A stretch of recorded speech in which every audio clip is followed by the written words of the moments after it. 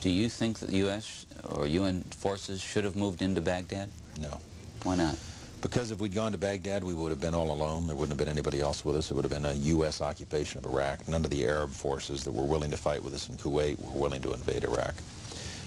Once you got to Iraq and took it over and took down Saddam Hussein's government, then what are you going to put in its place?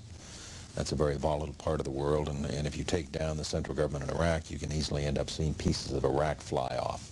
Part of it the Syrians would like to have to the west. Part of eastern Iraq the Iranians would like to claim, fought over for 8 years. In the north you've got the Kurds, and if the Kurds spin loose and join with the Kurds in Turkey, then you threaten the territorial integrity of Turkey.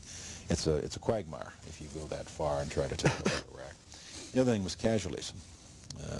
Everyone was impressed with the fact that we were able to do our job with as few casualties as we had. But for the 146 Americans killed in action and for their families, it wasn't a cheap war. And the question for the president, in terms of whether or not we went on to Baghdad and took additional casualties in an effort to get Saddam Hussein, was how many additional dead Americans is Saddam worth? And our judgment was not very many, and I think we got it right.